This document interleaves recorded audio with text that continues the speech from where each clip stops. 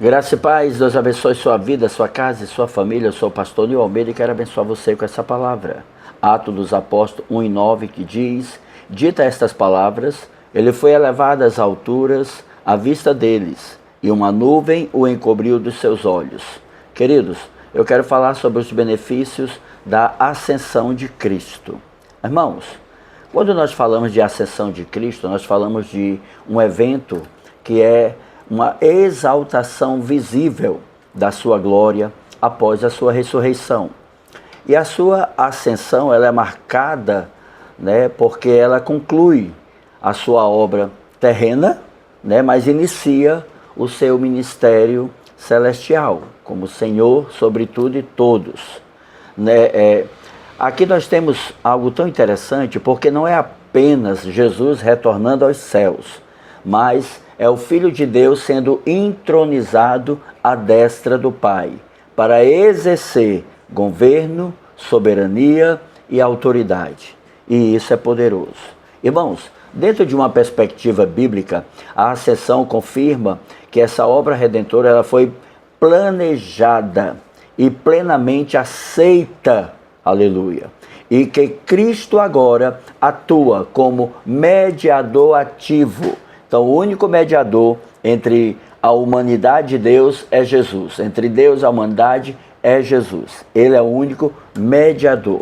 E ele também intercede por todos nós, E é por isso que as nossas orações, elas chegam aos céus. Então, a graça, ela permanece disponível para todos. Lembre-se disso. Mas ela só é eficaz para aqueles que, de fato, vive uma fé viva, ativa e perseverante. É aqueles que crê, porque crer significa conhecer, obedecer e praticar. Então, quem crê dentro desse requisito, biblicamente falando, então você vai desfrutar da eficácia da graça. Queridos, existe a graça comum, que é para todos, existe a graça especial, que é para aqueles que estão em Cristo. Então há uma diferença muito grande dessa graça especial para a graça comum. Amados, a ascensão de Cristo também inaugura uma nova dinâmica, na relação entre Deus e a igreja. Por quê? Porque Cristo, ele é exaltado e por isso ele envia o Espírito Santo para nos capacitar. E não só isso, assim, quando nós entendemos que a ausência, física de Cristo aqui na terra, ela dá ênfase agora à sua vida espiritual, ampla e acessível nos céus por meio da oração, por meio da intercessão. Além disso, a ascensão aponta para a continuidade do plano de Deus. Por quê? Porque Cristo reina, porque Cristo governa e Jesus é quem dá rumo a história e o cumprimento de todas as coisas. Ele é o alfa, o ômega e o alfa, o princípio e o fim. Amém? Então, ele não apenas salvou, mas ele continua sustentando e guiando tudo aquilo que está debaixo do seu poder. Então, a ascensão não é um encerramento, mas uma transição para um reinado ativo, intercessor e totalmente soberano. Aleluia. Quais são os benefícios da ascensão de Cristo? Primeiro, a ascensão estabelece Cristo como Rei e soberano. Efésios 1, 21, 22, Efésios 1, 20 e 21 diz: esse poder ele exerceu em Cristo, ressuscitando-o dentre os mortos e fazendo-se assentar à sua direita, nas regiões celestiais, acima de todo principado, autoridade, poder, domínio e de todo nome que se possa mencionar, não só no presente século, mas também no vindouro. Irmãos, Cristo ele reina com total autoridade, ou seja, com autoridade absoluta sobre tudo e todas as coisas. Segundo benefício, a ascensão garante a intercessão contínua. Hebreus 7:25 diz: por isso também pode salvar totalmente os que se... Por isso também pode salvar totalmente os que por ele se aproximam de Deus, vivendo sempre para interceder por eles. Ou seja, Jesus intercede constantemente por todos aqueles que crê. E crer significa conhecer, obedecer e praticar. Não se esqueça disso, irmão. Terceiro benefício é que a ascensão possibilita o envio do Espírito Santo. Na verdade, aqui possibilitou, né? Mas para que você entenda, né, que João 16,7 diz: mas eu lhes digo a verdade, é melhor para vocês que eu vá, porque se eu não for, o Consolador não virá para vocês, mas se eu for, eu o enviarei. Irmãos, a ascensão, ela abriu caminhos para a atuação direta do Espírito Santo, não só na igreja, mas também sobre nós, e isso é maravilhoso. Quarto benefício, a ascensão assegura nosso lugar com Deus. Efésios 2,6 diz: e juntamente com ele nos ressuscitou, e com ele nos fez assentar nas regiões celestiais em Cristo Jesus. Ou seja, a posição de Cristo garante uma posição espiritual para o crente, ou seja, tudo aquilo que Cristo conquistou, nós também conquistamos, por Cristo e em Cristo.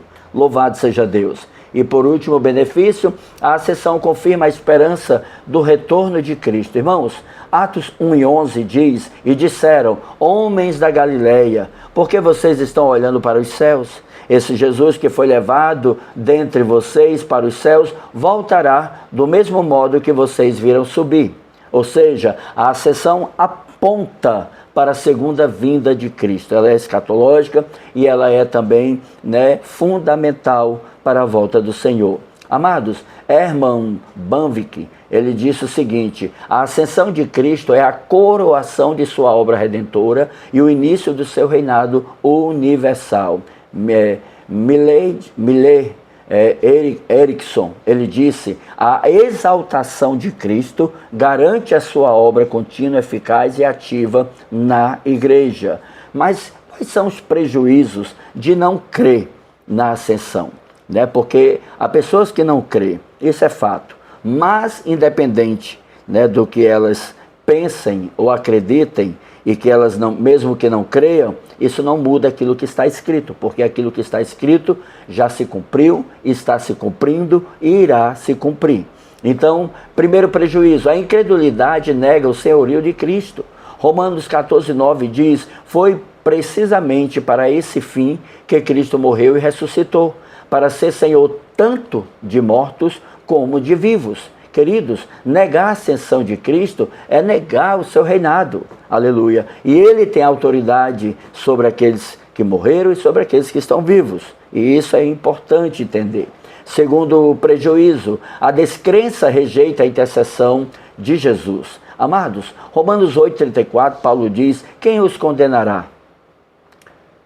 É Cristo Jesus que morreu, ou antes, quem ressuscitou, ou qual está à direita e também intercede por nós? Sem crer na ascensão, ou seja, ignorar esse fato, querido, é ao mesmo tempo barrar, né, o ministério intercessor de Cristo para a sua própria vida.